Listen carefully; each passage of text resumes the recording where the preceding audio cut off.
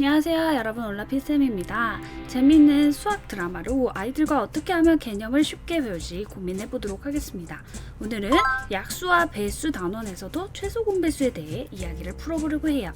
여러분, 거북이 등껍질은 왜 딱딱할까요? 맞아요, 배를 보호하기 위해서죠. 배를 네이버 검색 사전으로 찾아봤어요. 그랬더니 첫 번째 뜻은 가슴과 엉덩이 사이 부위를 이야기하는 것이고요. 두 번째 의미로는 일정한 수와 양이 거듭거듭 반복됐다는 뜻입니다. 그래서 비슷한 말로는 곱, 갑절, 곱절이란 말이 있어요. 배라는 두 가지 의미를 잘 생각하면서 선생님의 이야기 한번 들어보실래요? 여러분, 거북이는 어떻게 꾸준하게 달려서 재빠른 토끼인 토시기를 이길 수 있었을까요? 오늘은 지난 영상에서 살펴봤던 최대 공약수에서 조금 더 발전해 볼 거예요. 우리 지난 영상에서 어떤 이야기 나누었죠? 그래요, 약수, 그리고 그 약수가 커졌을 때 그 공통된 약수를 우리는 무엇이라 했죠? 네, 최대, 가장 큰 공약수, 최대 공약수라고 했었어요. 기억나시죠, 여러분? 이번 시간에는 거북이의 배수, 또 2배수, 3배수, 4배수 이렇게 배수를 했을 때 공통된 배수 중에 가장 작은 공배수, 그래서 최소 공배수를 배웁니다. 자, 첫 번째 이야기, 최소 공배수의 뜻입니다. 여러분, 최소 공배수랑 몸무게가 같아지는 때일까요? 맞아요. 오늘은 배가 작은 거북이에 대해서 알아보면서 최소 공배수의 뜻을 함께 알아보도록 해요. 우리 지난 시간에 해양 구조사가 구조한 수많은 아기 거북이 이야기 기억하시나요? 이 거북이들은 늘 배가 고팠어요. 왜 그럴까요, 여러분? 맞아요. 어미 거북이가 최대 공약수를 위해 자신을 희생해서 사라졌거든요. 기억나시죠? 그럼에도 아기 거북이들은 사육사의 사랑을 받아서 배가 무럭무럭 자라났어요. 그래서 2배, 3배, 4배, 5배 할 정도로 배가 점점 커졌어요.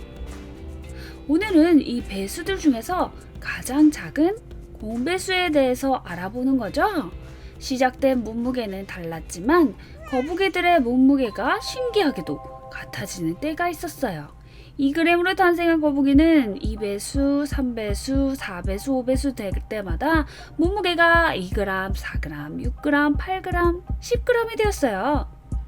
그리고요, 3g으로 탄생한 우리 아기 거북이는 1배수일 때 3g이지만 2배수일 땐 6g, 3배수일 땐 9g이 되었어요.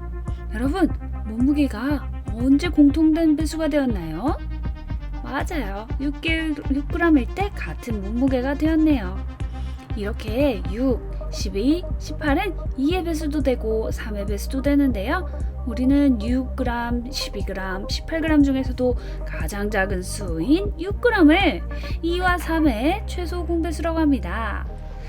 여러분, 공배수 중에서도 가장 작은 최소 공배수를 꼭 기억해 주세요.